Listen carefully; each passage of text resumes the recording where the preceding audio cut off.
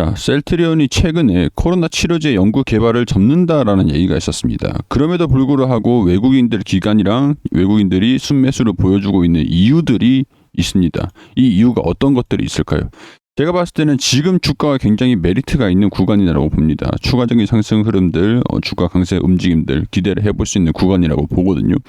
이유를 한번 볼게요. 셀트리온 삼형제 코로나19 치료제 임상 중단 일제히 약세 6월 28일에 나온 내용들입니다. 6월 28일 불과 전일인데 약세라고 하기에는 마이너스 4% 수준에서 아래 꼬리를 쭉 말아 올렸습니다. 외국인들과 기관 프로그램에서도 적극적인 매수세를 보여줬습니다. 주가 하락을 방어를 해줬고 상승 추세 움직임들을 그대로 가지고 있는 상황들이거든요. 일단 사실 지금 엔데믹 시기이기 때문에 엔데믹에서 충분히 코로나 치료제 백신 경쟁성이 있을까요? 경제성이 사실 저희가 봤을 때는 시장의 참여자들이 봤을 때는 이걸로 수익을 내겠다, 실적을 내겠다. SK 바이오사이언스도 백신이 이제 나왔는데 이걸로 실질적으로 실적이 반영이 될까? 이거는 단순히 기대감뿐이라고 할 수 있을 것 같아요. 기대감뿐. 냉정하게 따지고 본다면 지금 백신을 접종받는 사람들이 몇 명이나 있을까? 거의 뭐 없지 싶어요. 그래서 뭐 이 삼상의 환자 규모가 요구하는 삼상 환자 규모가 예상보다 커지고 있고 깐깐해지고 있고 이런 상황에서 투입되는 자금 대비해 가지고 연구 개발 시기 투자에 대한 자금 이런 것들 대비해 가지고 사업성이 조금 떨어질 수밖에 없습니다. 그렇기 때문에 임상을 중단한다라는 내용들이 나왔고 기존의 약품들을 가지고 판매를 확대시키는 전략으로 차라리 그 비용을 마케팅 비용이라든가 아니면은 뭐 유럽이라든가 그런 쪽에 진출을 하는 그런 비용으로 사용을 하는 게 솔직히 현명하다 그렇게 볼 수가 있는 상황들이고 아마 외국인들도 기관들도 그렇게 보고 있을 겁니다. 자, 코로나 치료를 접는다. 셀트리온 발표에도 외국인은 줍줍한다. 왜?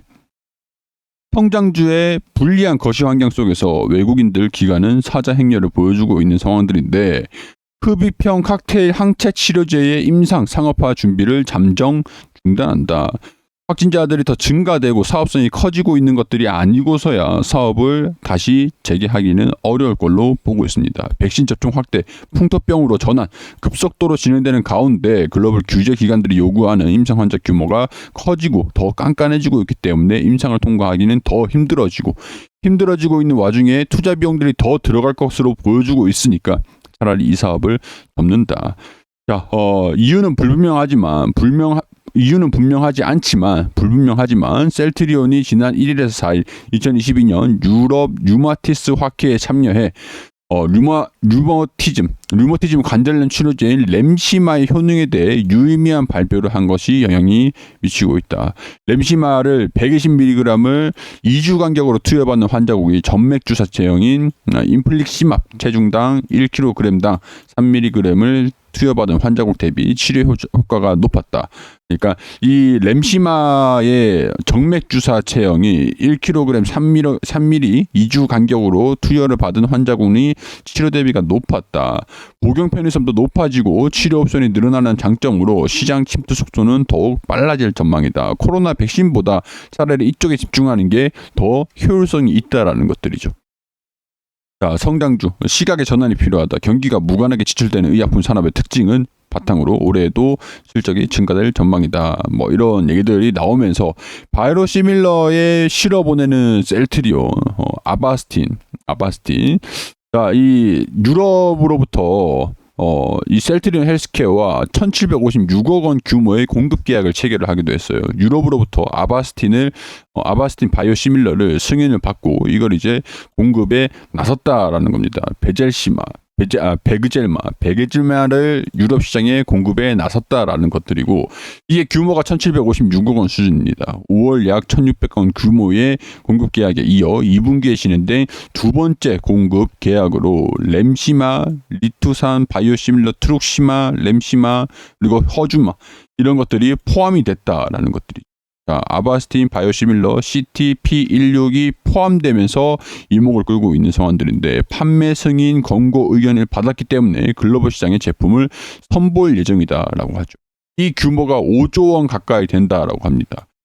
이 시장 기관인 IQVIA에서 이 글로벌 의약품 시장 규모를 조사를 하는 기관인데, 여기에서 베바시 주맙 시장 규모가 이게 그 주사 원래 기존 약품이에요. 이 화납 8조 원, 유럽과 미국 시장에서 2조 원, 3조 원, 5조 원 수준의 규모를 가지고 있는 상황들이기 때문에 차라리 이 약품들 램시마, 트룩시마, 허주마 있죠. 그리고 CTP16 여기에 대한 유럽의 진출들을 기대감들을 가지면서 외국인들과 기관이 순매수 흐름들을 보여주고 있다라고 정리할 수 있습니다.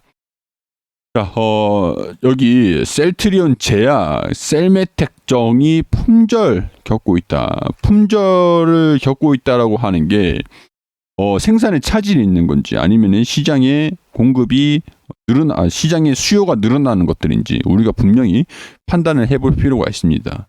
자, 로사르탄 불순물 논란은 셀메텍정을 포함한 전체 시장에서 지각 변동을 일으켰다. 공급이 부족하고 있다라는 얘기가 되겠죠. 올메사르탄 성분 매출 등등등 1분기 증가되고 있는 상황들이고, 반사 효과를 누리고 있는 텔마사르탄도 같은 기간 20%, 23% 증가되는 매출 자체가 증가되고 있는 반사 효과를 누리고 있다. 이런 전체 시장에서 기대감들이 나와주고 있고, 이 셀메텍정, 이 제뉴원 사이언스에서 생산 중이고 셀트리온 제약에서 자체 생산 중이다.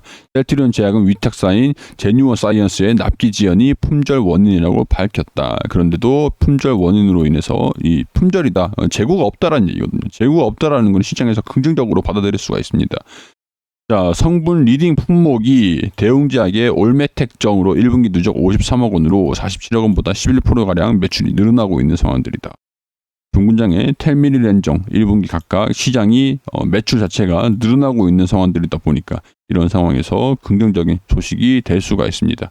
아바스틴 바이오시밀러 유럽 판매 승인 권고가 나왔다라는 얘기들은 제가 말씀을 드렸고, 직결장암, 비소세포암, 아바스틴 승인된 전체 적응증에 대해 유럽에서 허가를 신청을 했고, 미국 식품의약품에도 판매 허가를 신청한 상태로 연내 승인을 기다리고 있다. 유럽과 미국 시장에 2조, 3조 겨냥을 하면서 본격적인 행보를 보여줄 것이다 라는 기대감들이 주가에 반영이 되고 있습니다. 이 CTP16 유럽 진출 눈앞에 있고, 이 8조 시장을 정조준을 한다.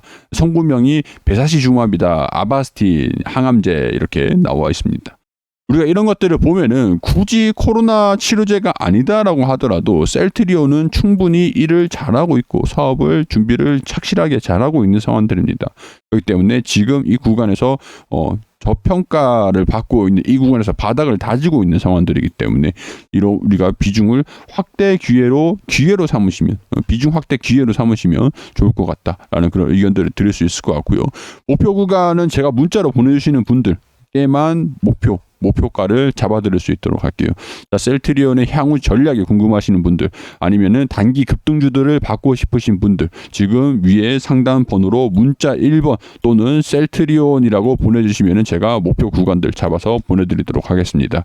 자, 종목들 단기 급등주들 무료로 보내드리고 있으니까 여기 위에 상단 번호로 1번으로 문자 보내주시면은 답장 드릴 수 있도록 할게요.